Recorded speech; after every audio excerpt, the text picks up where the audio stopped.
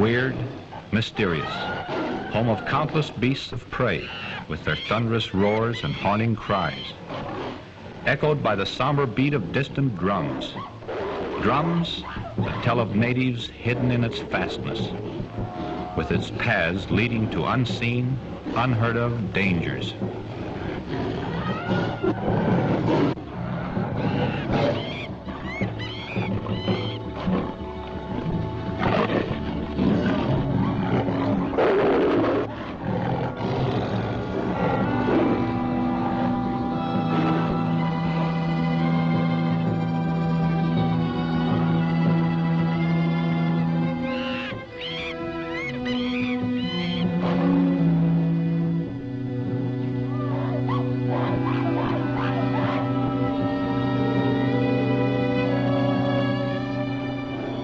The jungle, through which countless and daring explorers have fought their way, seeking to verify the truth of the strange and fantastic stories that have veiled this land of mystery, some of them never to return. Victims of the savage tribes who call the jungle theirs, some to fall before the flashing fangs of jungle beasts, others like myself to escape, carrying with me vivid scars and memories that can never be erased. Memories that recall a strange, unbelievable experience that started when I, Steve Collins, was acting as a guide out of Morgan's trading post.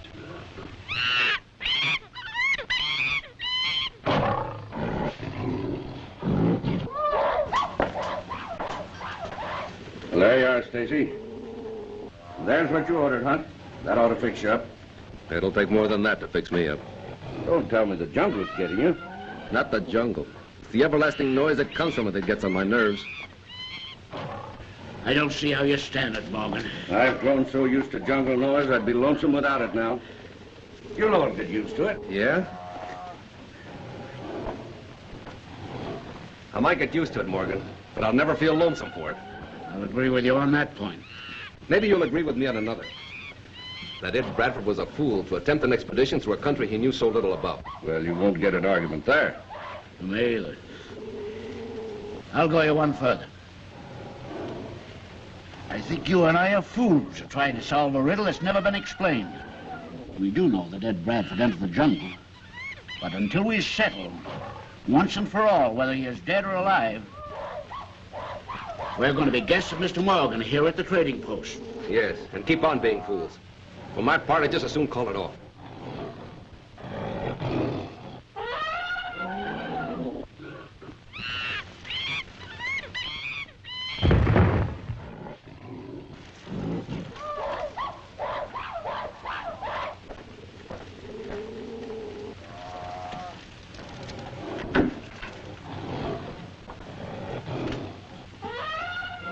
Stacy, Hunt, give me a hand quick.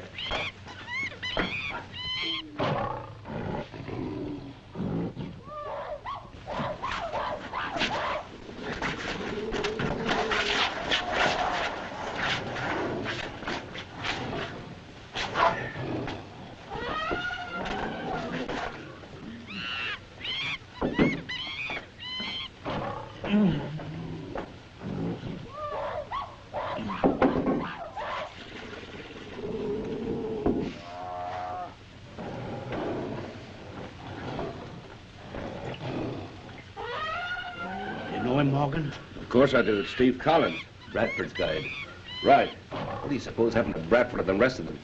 If he's the guide, what could have happened? No, please, don't let it get me. Easy now. Easy. The marks on him sure have been pretty badly clawed, too. Think it was a lion? If a lion jumped him, he wouldn't be here. Oh. Easy now, fella. Want to sit up? You're all right now, Collins. This is Morgan. You're back in my trading post. The beast, you saw it? Well, no. We only heard you fall outside the door. Oh, it's no use. If you didn't see it, you wouldn't believe me. No one would. Believe what? That I saw the white gorilla. You didn't see any pink elephants at the same time, did you? Or any singing rhino? I've heard of a lot of queer beasts since I've been here, but no white gorillas. Well, I have. You have? Many times from the natives. They claim there is a white gorilla, an outcast from all other gorillas due to its odd coloring. It was driven out of its family's circle when it was born, and its hate for anything that walks makes it a deadly enemy. One to keep clear of. Was it the white gorilla that jumped you? Yes. Maybe that's what got Bradford. You were Bradford's guide. Is that what happened to him? No. Well, what did? You knew the country you were going into. Why didn't he return with you? Because he wouldn't listen to me. From the time we left here, he set the course, picked the trails. We went on for days, making camp at night, always near a stream. Even after a long day's trek, he would insist on exploring away from camp. I knew we were in bad country, country where the natives hated the white man. I warned Bradford time after time to stay close to camp. But he would just laugh. Start out with one of his party. Then when he failed to return, I started out looking for him. And when I found him, I saw why he hadn't returned. Bradford's trail led me to this village. The tone of their drums warned me to go easy.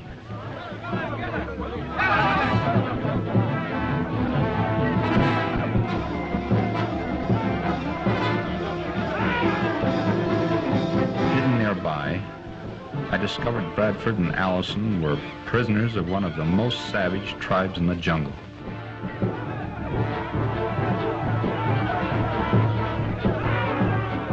As I watched, trying to figure a way to rescue them, an elephant entered the village.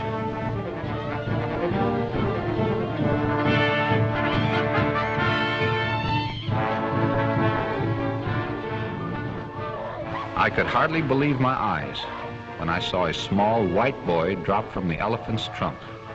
This mere slip of a child here in the jungle among the wild beasts and savage tribes. It was uncanny.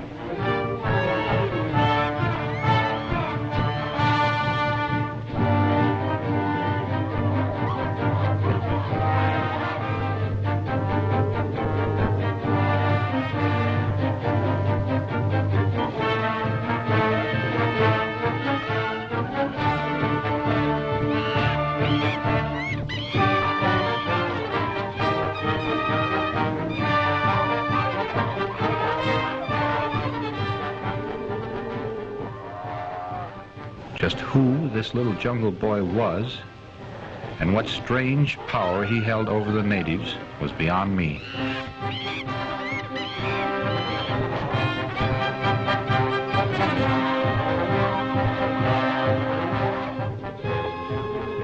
Bradford and Allison lost no time in getting away.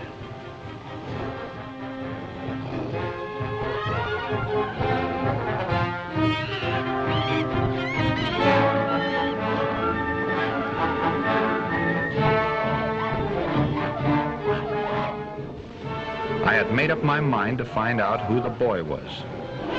But when he left the village, he disappeared.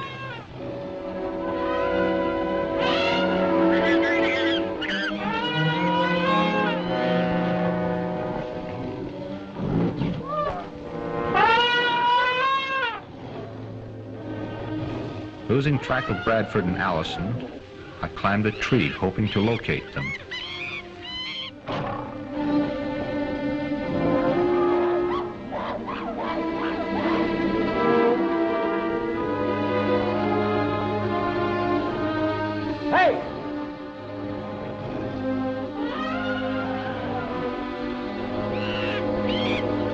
Bradford met up with one of the native boys from our camp.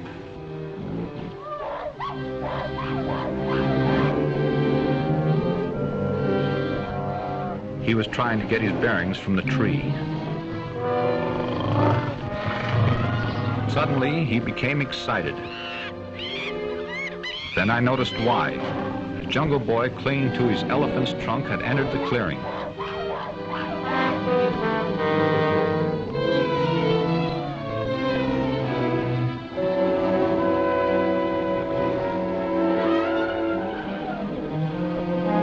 For some unknown reason, when the little fellow saw them, he turned and ran back into the jungle.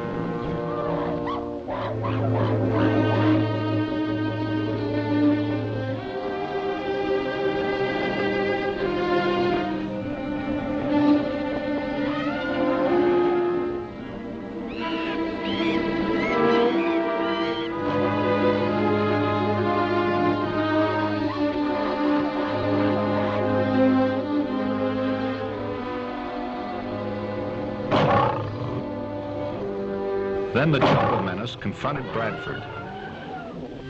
Trapped by the lions and without firearms, he took the only means of escape.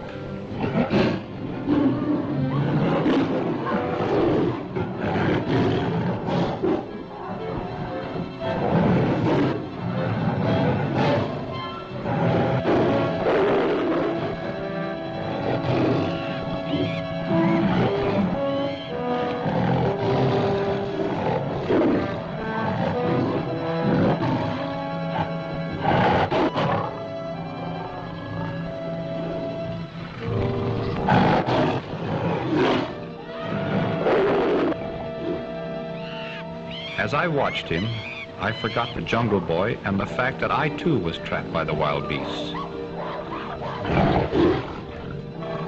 I noticed something moving through the undergrowth along the riverbank. As I watched, I wondered if the little jungle boy could possibly belong to her.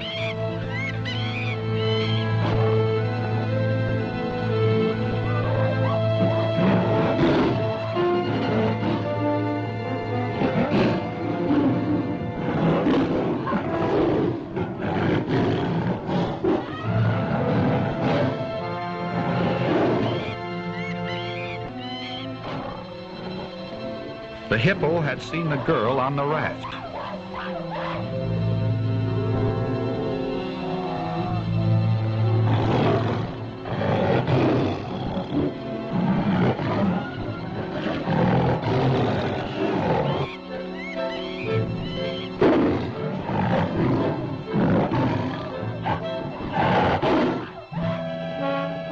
Then Bradford discovered the girl's danger. We watched the girl as the hippo swam after her. Unaware of her danger, she continued downstream.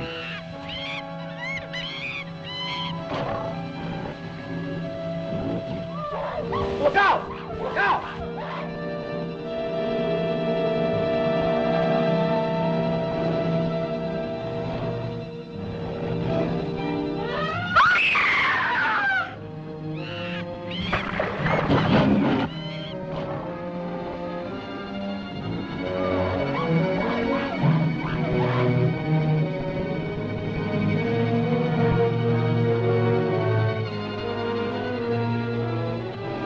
Spellbound, I watched the girl's frantic efforts to escape the onrushing brute. Then I saw Bradford snap into action.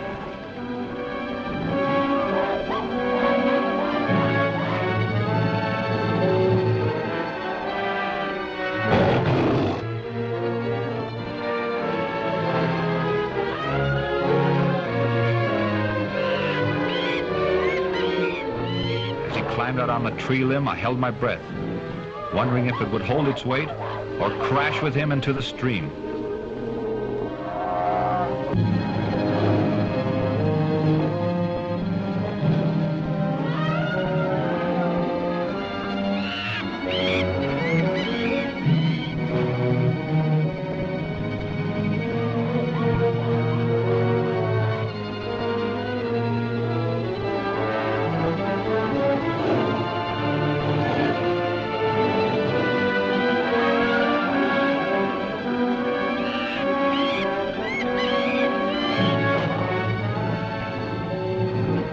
After witnessing the narrow escape of the girl, I believe in miracles, and believing in them convinces me there is something to the fantastic tales concerning the jungle mysteries.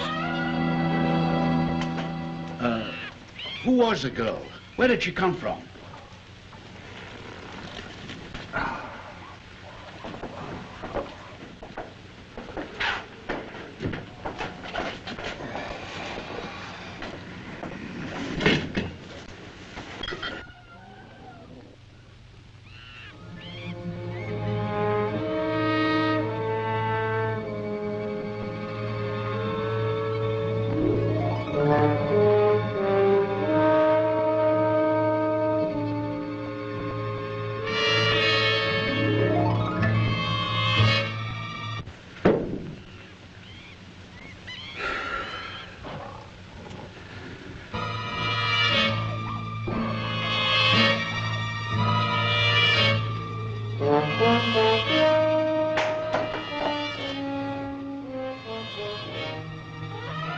The gorilla. There it is.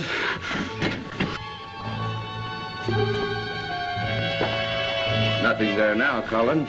It was. I saw it through the window. It followed me here.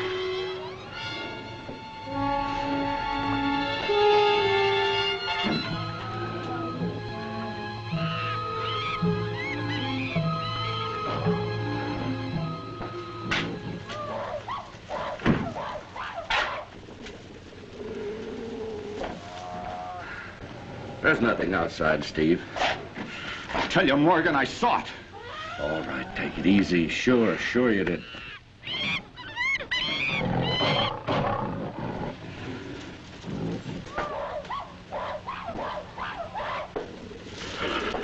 Collins.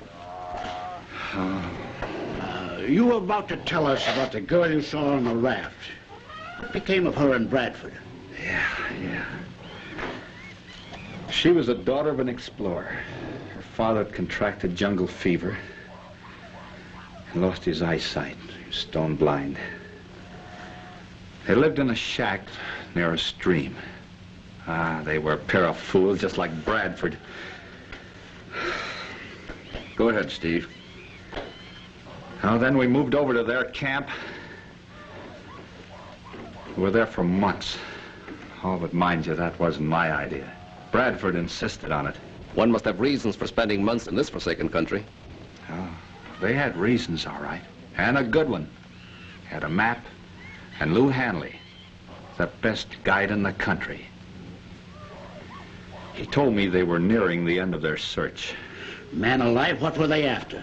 Where were they going? To the cave of the Cyclops. Never heard of that before. Have you, Morgan? Why, yes. It's been a legend around here for years. It's supposed to be a cave filled with untold treasures and guarded by the Cyclops. You all know what a Cyclops is supposed to be. Oh, why, yes. Sort of an idol with one eye. That's right, an idol. And the rest of the legend is that anyone who enters the cave never leaves it alive. Hanley, the old man's guide, was to share in the Cyclops' treasure. That is, if they found it. But after Bradford rescued the girl, he figured that the old man, to show his appreciation, might give him the map. So Hanley decided to get it before that could happen.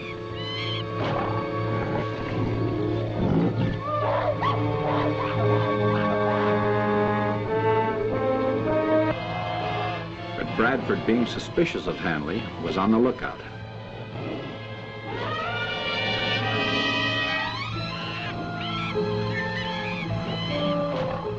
I had been out scouting for Allison, who had gone to our camp for some ammunition. Returning to the old man's shack, I decided to have a look before barging in. It was lucky I did.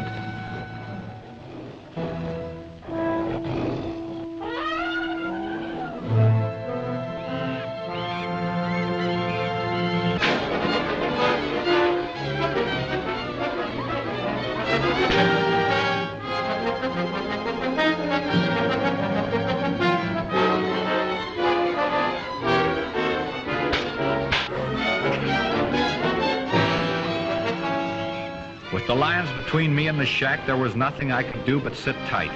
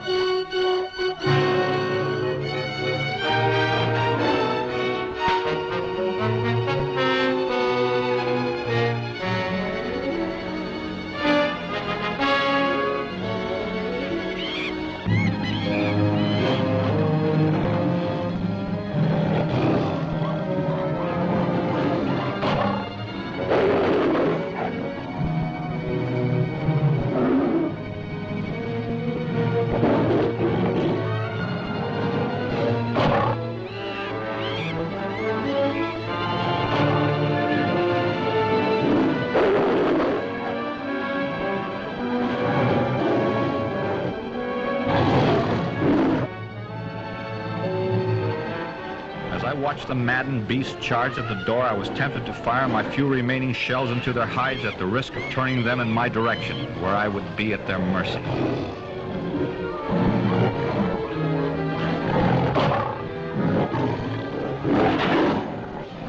Then it happened.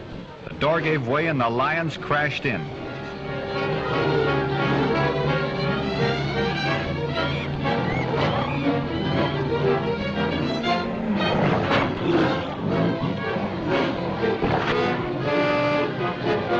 Then I saw Hanley dive through the window and escape into the jungle.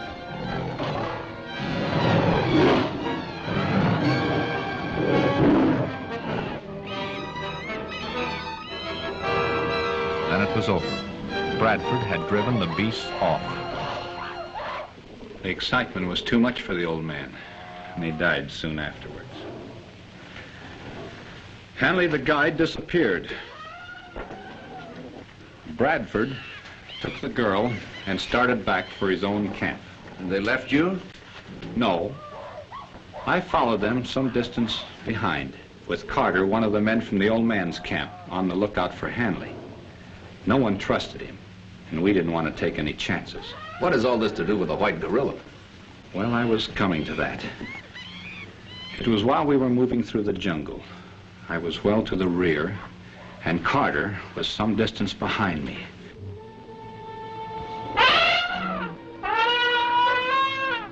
Bradford and the girl headed straight for our camp.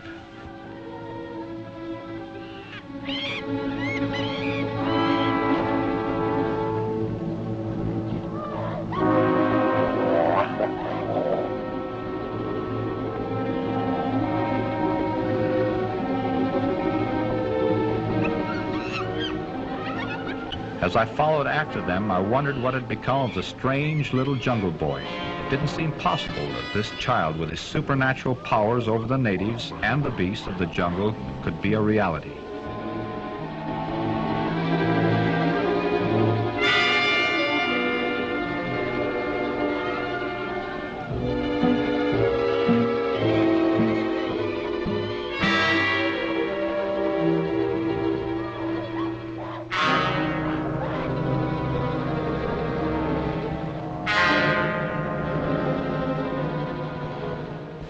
As I picked my way along the trail, I could hear the sound of the waterfall in the ravine off to my left, where the beasts of the jungle went to quench their thirst, little knowing that at that very moment the jungle boy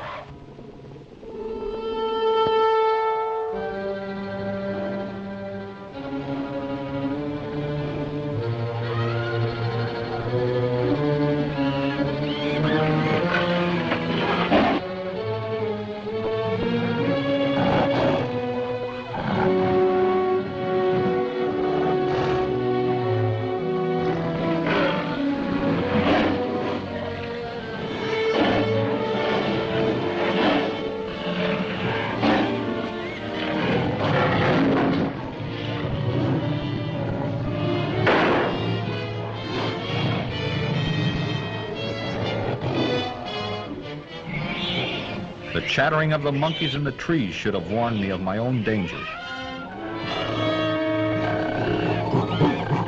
Unaware of the white gorilla's presence, I continued along the trail.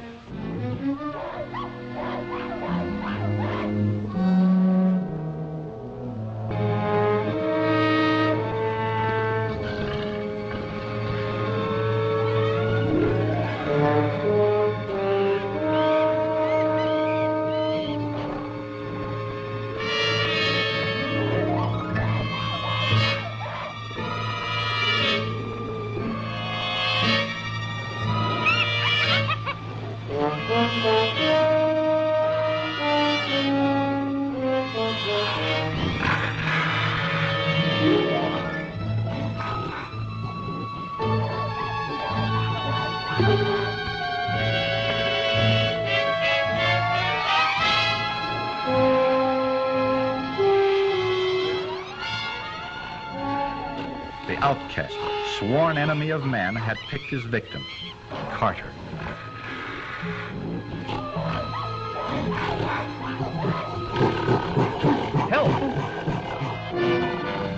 I tried to figure out how to get Carter from the beast.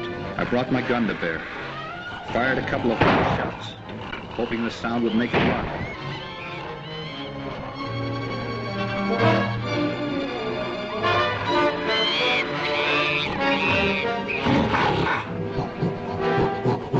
I tried to use a rifle as a club, but the beast with its big hands struck me down.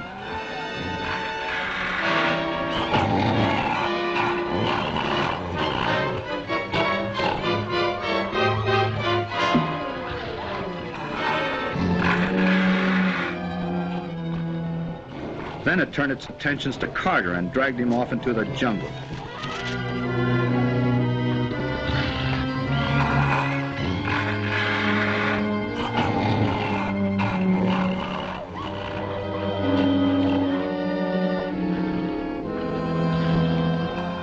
I was stunned and hurt.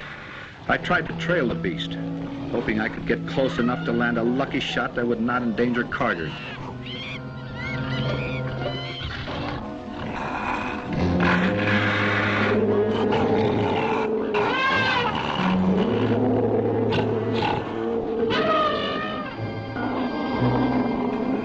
The sight of the white gorilla startled the elephant herd, stampeded them.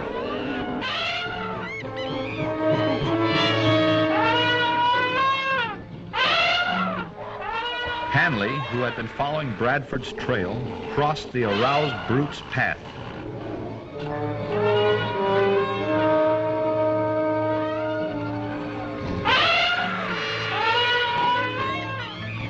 The tiny beady eyes of the lumbering beast centered on the fleeing figure of Hanley.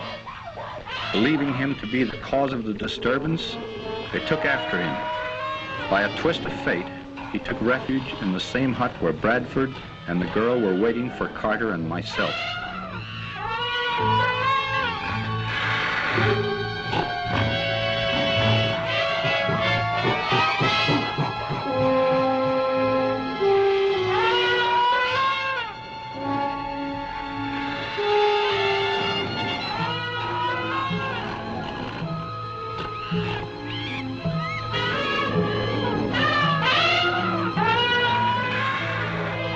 As I watched the maddened herd destroy the hut, I discovered the Jungle Boy and his elephant approaching.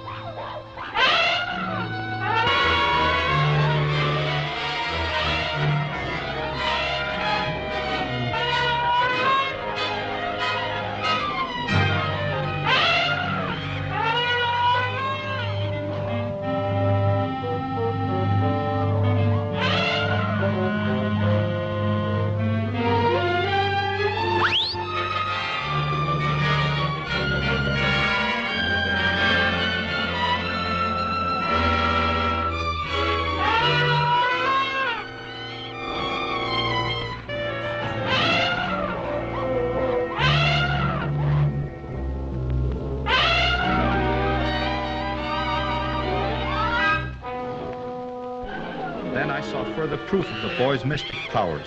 He had stopped the beasts from their deadly destruction by the call of his elephant.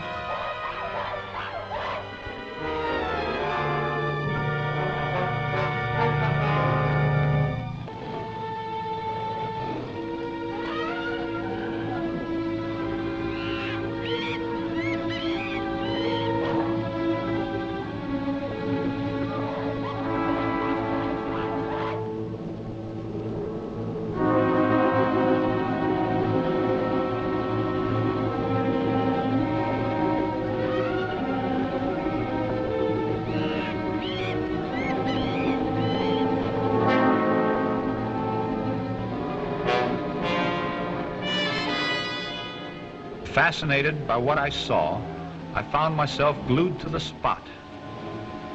Again, that strange little boy and his elephant came to the rescue of Bradford.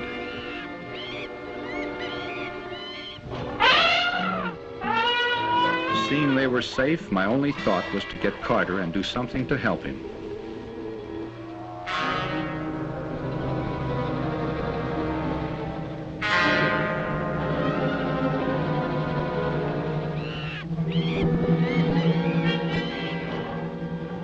Little did I know as I followed the trail of the white gorilla through the jungle, the nature of the huge monster that was to cross our path.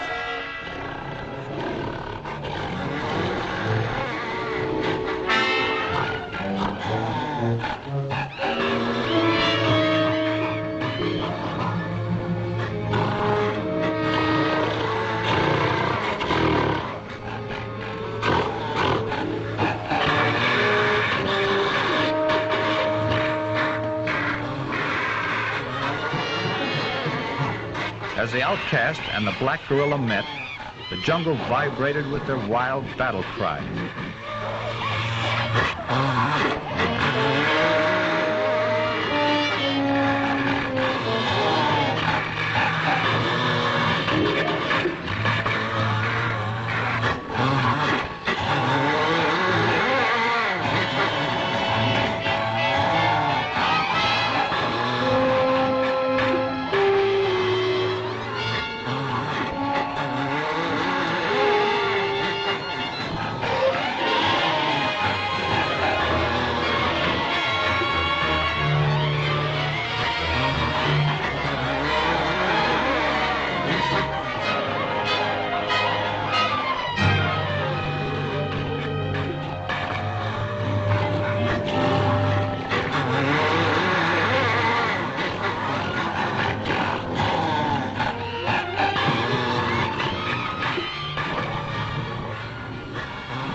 Carter where the white gorilla had dropped him.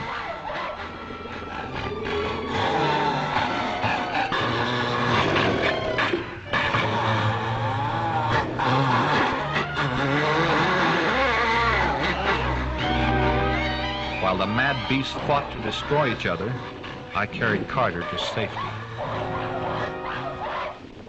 What became of Bradford and the girl? You said they were safe. Well, they... Well, I've never seen such solemn faces. What's happened? Oh, this is Mr. Collins, dear. Bradford's guide. He was attacked by a white gorilla. A white gorilla? Yes. Oh, Mr. Collins, my daughter, Ruth. I'm very glad to meet you, but I can't say that I'm glad to see you here in the jungle. You know, this is no place for a lady. Oh, she's perfectly safe here. Go ahead and tell us what happened to Bradford and the girl. Yes, sit down, Ruth. It's all right, go ahead. Well, I brought Carter to a friendly native village where I learned that the Jungle Boy, with the aid of a friendly, roving band of Arabs, had taken Bradford and the girl.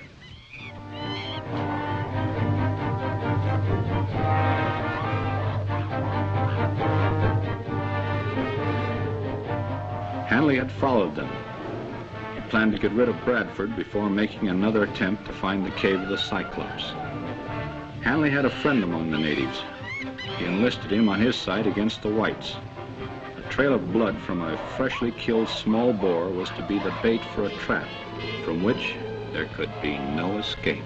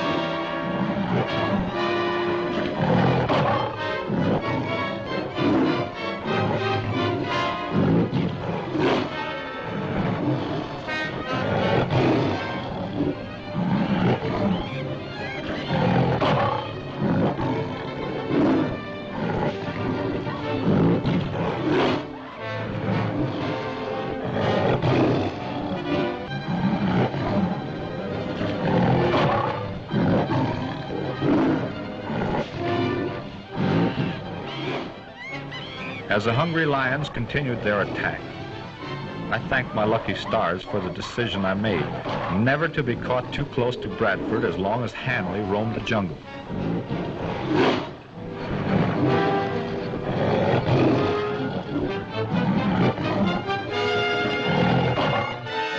The one thing Hanley overlooked when he conceived his plan to kill Bradford and the girl was the little jungle boy.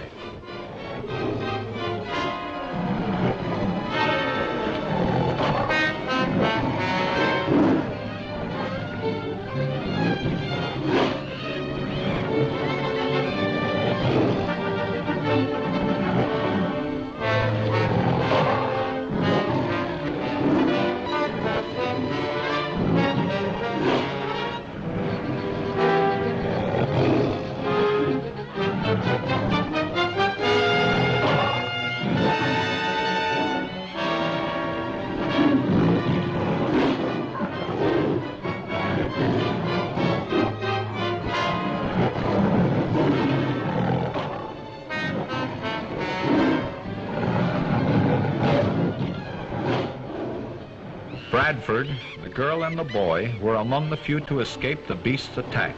I found Hanley's body just outside the village, a victim of his own plot. How terrible. Yes, but how lucky they had the jungle boy on their side. Strange. A boy like that wandering around loose? I heard of him before. To the natives, he's taboo. That's right. I found out later why when I trailed the girl and Bradford to his camp. I discovered that the cave of the Cyclops was only a few miles from our camp. The woman was the mother of the little jungle boy. Her years in the jungle had taught her that the natives believed the insane harmless and possessed untold powers. One of feeble mind was safe from all harm. To the natives, taboo. To protect herself and the boy, she pretended to be just that, insane. Known as tiger men, the natives who inhabited the Cyclops cave worshipped the idols there. Discovering this, the woman secretly hollowed out one of them and taught the boy to lower and raise the idol's arms at her command. This display of her supposedly supernatural powers gave the woman control over the natives, so far as her own and the boy's safety was concerned. When the tiger men informed her that white people were encamped close by, she ordered them brought to the cave, secretly hoping through them to effect the escape of herself and the boy from the jungle.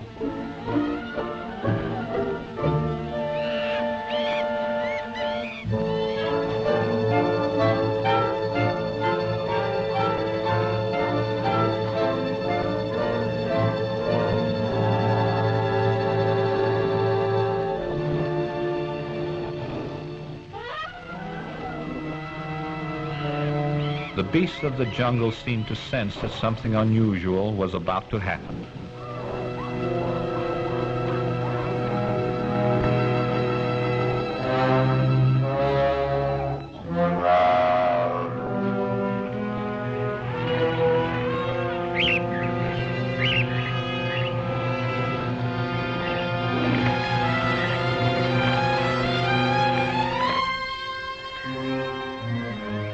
Tiger men surrounded Bradford's camp and proceeded to carry out the woman's orders.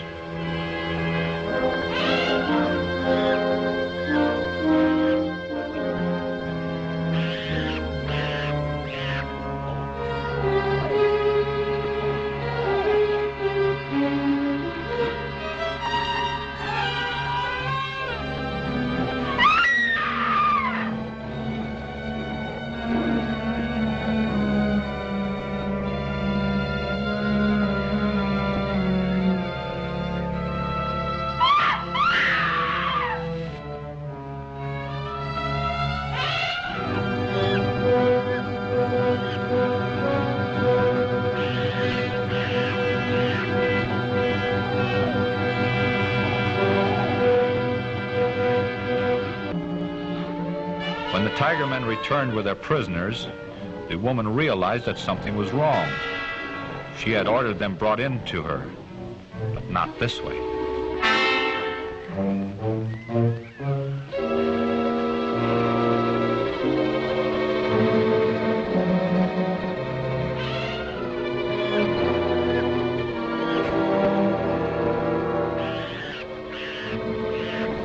tiger men had plans of their own.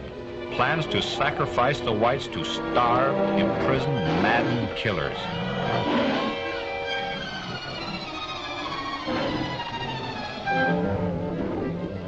I had been scouting near the cave, and from where I was hidden near the entrance, I could see the frantic efforts of the woman as she tried to stop the sacrifice.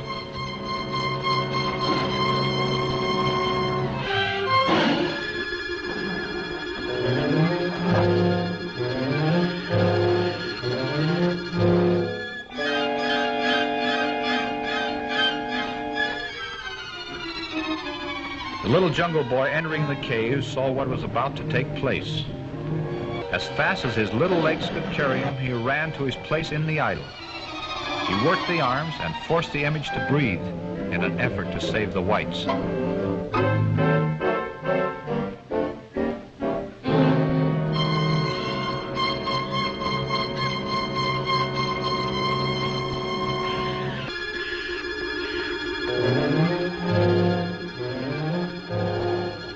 Alone, single-handed, I knew I could do nothing.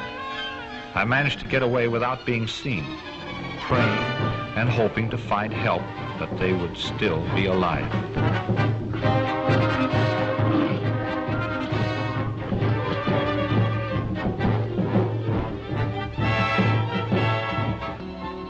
As I made my way through the jungle, I became aware that I was being followed by an animal of some kind.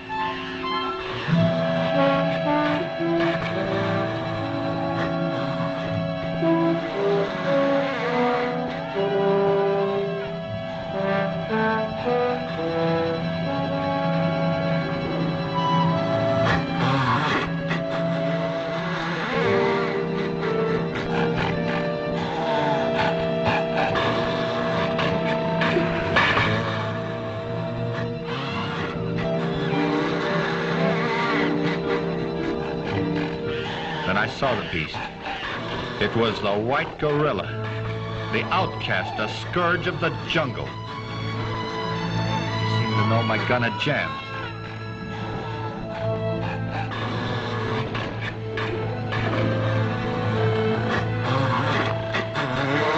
I backed away. He came at me, closer and closer.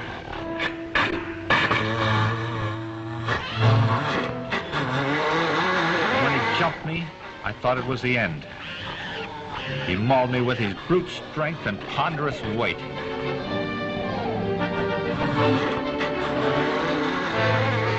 Suddenly, something caused him to stop. It was the black monster, his eyes burning with hate for the white outcast.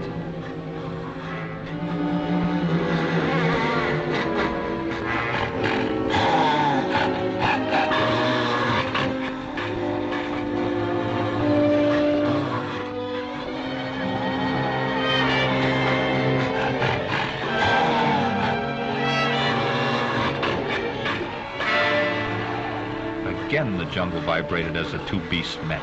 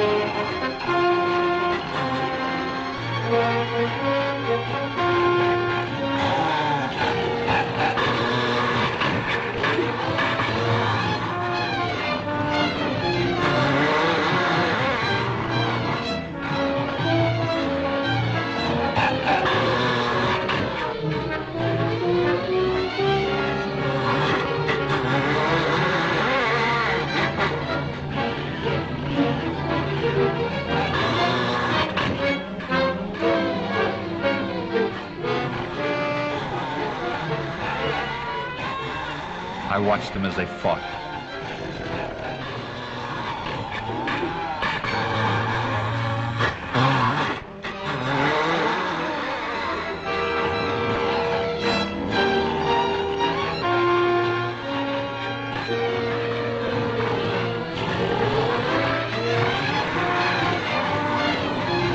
every bone in my body aching, I limped away.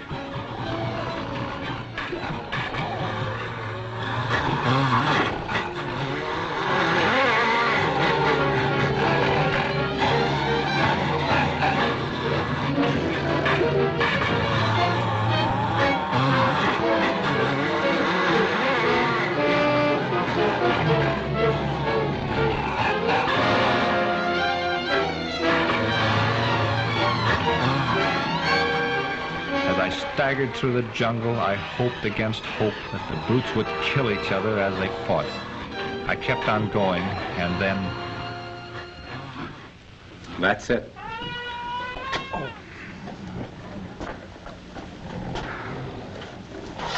Well, you all know the rest.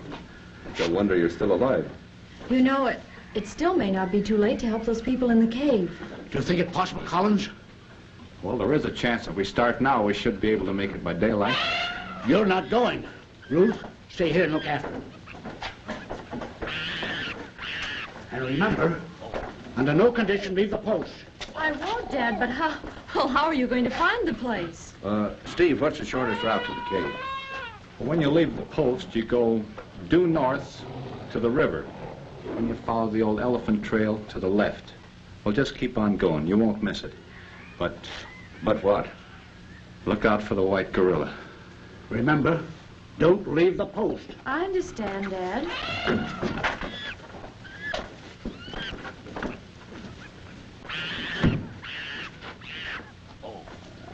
Well, I think you'd better sit down here and let me see if I can't clean up these scratches.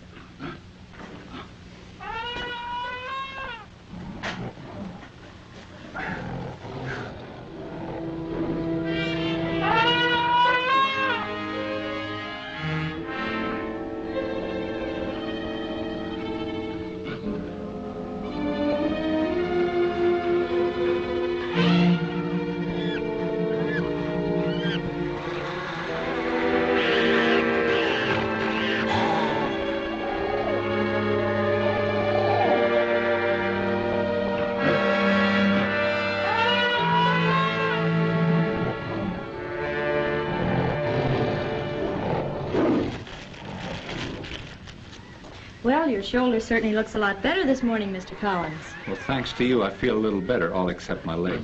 We'll take care of that right now. Let's see it. Missy! Missy! Missy! Missy! One little girl get lost in jungle. She no come back. You stay here, Mr. Collins. You're in no condition to leave. I'll go. But your father told you not to leave the post. I won't go far. I'll just go to the edge of the post grounds. But, Miss Stacy...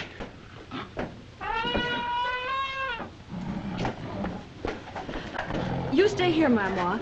Fix bandage on leg. Understand? Me understand. All right.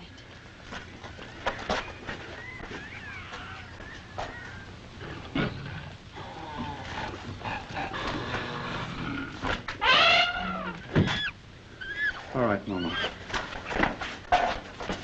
Me see like me fix him.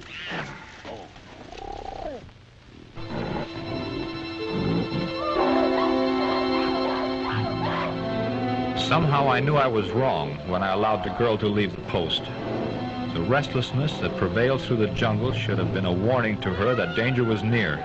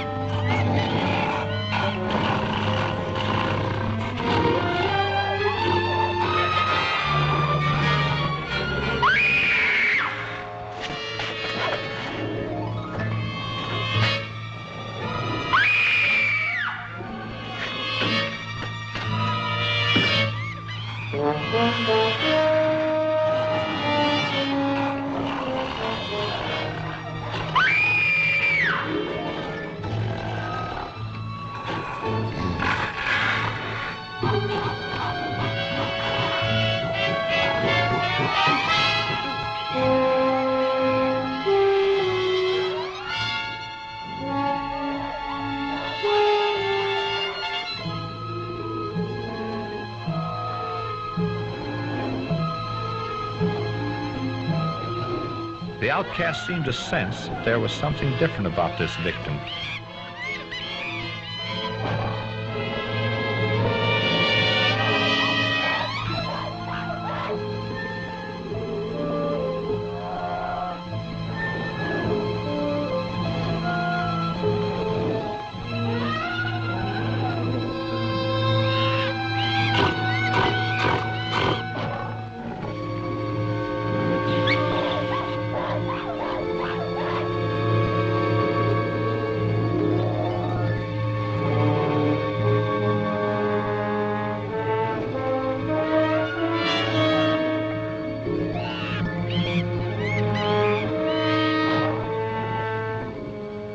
Stillness of the unconscious girl puzzled him.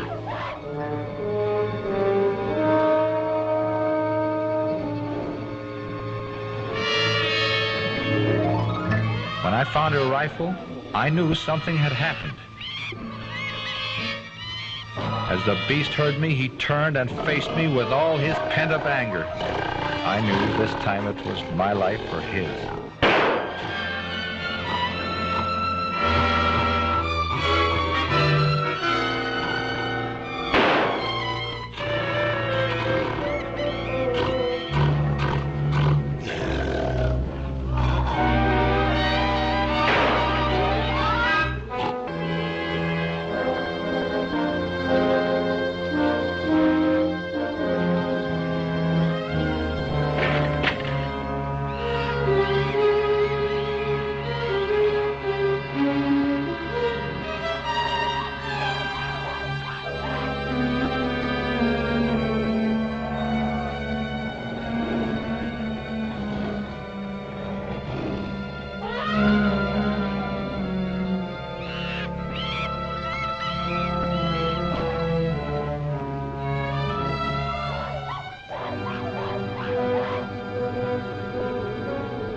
When I found she was unharmed, I couldn't understand.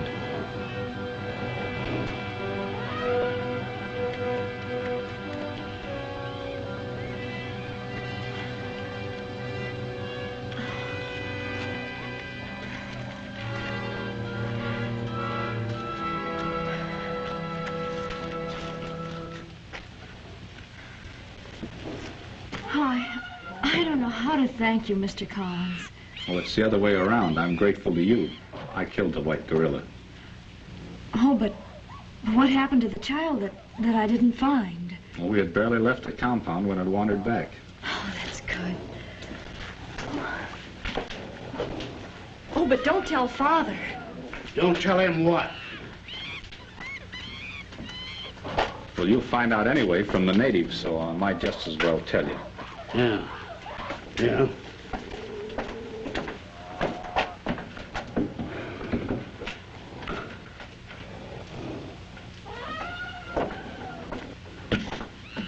Tell me what? Well, you see, a native child got lost, and I went looking for it, and, well, I...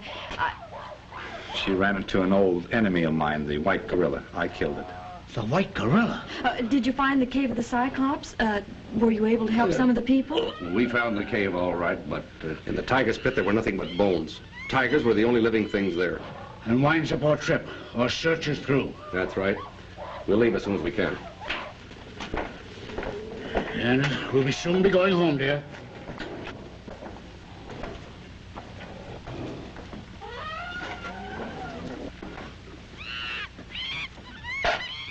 well, Steve, that leaves just the two of us.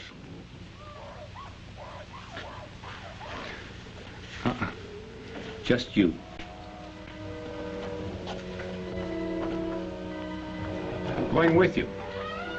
You?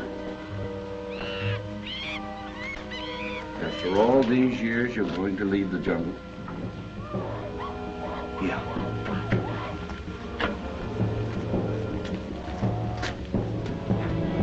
After all, we have no right to the jungle. It belongs to the natives. Birds, animals, and have been here since time began. In a way, they have a right to protest our intrusion. It was theirs before we came, and it should be theirs now. You know, I feel kind of sorry I had to kill that white gorilla. He seemed almost human. Pathetic. Standing there, wondering what had happened to him.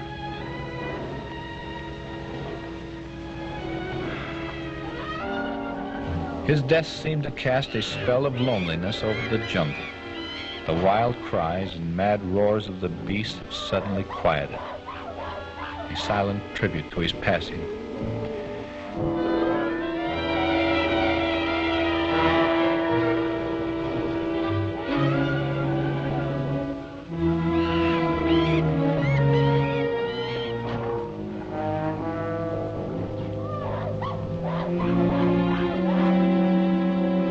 And the black gorilla, the monster with his huge chest filled with hate,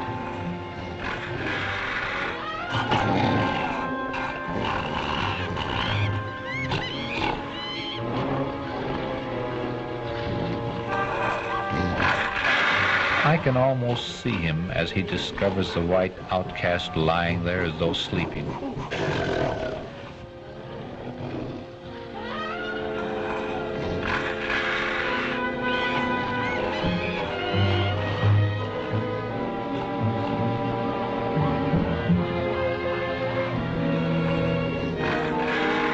His efforts to make him do battle, and then the change. His bewilderment as he looks at the motionless figure. A sort of human emotion that comes over him. Then the slow realization. The outcast is dead. Then the animal instinct returns.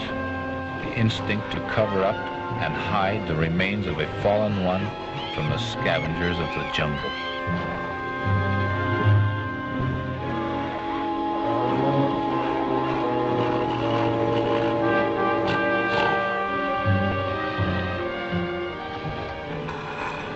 A gesture for forgiveness as he chants the death call for the outcast of his race, the white gorilla.